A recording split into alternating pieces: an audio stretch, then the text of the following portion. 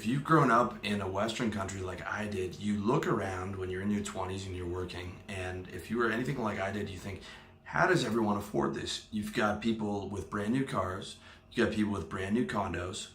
Car will cost, $30,000. The condos in Toronto, $300,000. Okay, they're going out for dinner every night. They're spending $300 a week on alcohol. I would think, how does everyone afford this? Okay, three answers to why life is so expensive and what to do about it. The first one's inflation. Okay, the first one in why life is so expensive is inflation. Okay, it's 3% a year. All right, we're not getting the real numbers. I bet it's closer to 5 or 7%. That means that at those numbers, you lose 30% of your purchasing power approximately over 10 years.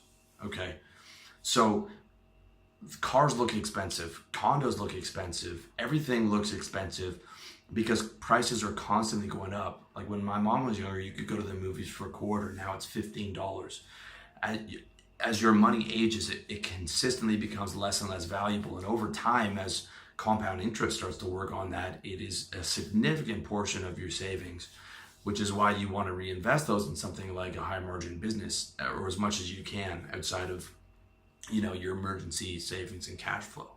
All right. So inflation is one reason why everything looks so expensive. Number two, and this is how this answers my question when I was 20 or 24, how everyone is able to afford this really expensive lifestyle or look like they're able to afford it, is everyone's living on credit. Okay, you've got guys making $70,000, $100,000 a year who are living a paycheck to paycheck. When I worked in sales, where a lot of guys were earning over six figures, every one of them was paycheck to paycheck. They would find ways to spend that money, whether on condos or on suits or on houses or on renovations for the house or on the girlfriend or on the wife or on children.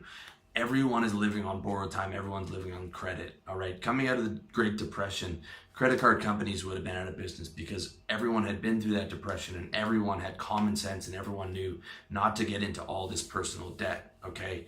Now no one has that and everyone lives on insane amounts of personal debt. And I'm not talking about you've built up a stable business and have taken out, maybe some loans for marketing and advertising and stuff that, you're right on top of numbers and you're able to use that debt and pay it back consistently through your business and it's not personal debt. Okay. That again is still a slippery slope, but that's different from the personal debt that most people have that's killing them. Okay. People leverage their entire life, their paychecks to keep up with the Joneses.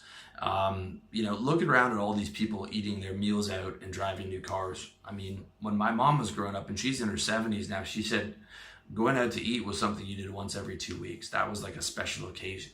Now everyone's going out to eat all the time. Okay. I don't cook here in Thailand, but it's cheap. Okay. I can order meals for super cheap, but it's a different thing in the West where, we're talking about cars, we're talking about suits, we're talking about phones, we're talking about computers, we're talking about condos, we're talking about all this stuff that people are buying on debt. I mean, people have payment plans for their television. It's crazy. All right. People can't afford their life. People are addicted to their paycheck. That's why guys can't start a business, because they're addicted to that paycheck because they're in debt and they're living paycheck to paycheck. So that's number two, why life looks so expensive, is because everyone is willing to leverage themselves to the hair. I mean, a mediocre home in Toronto is $800,000 and people are willing to pay that, right? People are willing to pay that. And if you want to buy that home, you have to be willing to take out a 30-year mortgage to keep up with the moron next door who does that happily. Okay. It's crazy. It's crazy. And number three is feminism. Okay. In the 50s or so, housing prices were built for one income, right?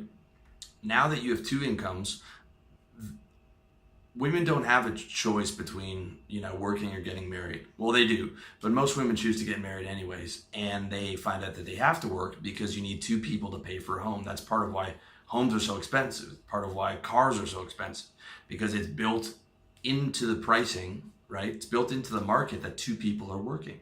So two people have to work for the most part, unless you are, very wealthy. Okay. It's built into the housing prices. It's half the price of labor. labor, and one person can no longer afford to buy a home, especially without using credit. All right, the average guy does not have $800,000 sitting around to buy a house unless his parents help him or unless he's done very well. So those three reasons have made life very expensive. All right.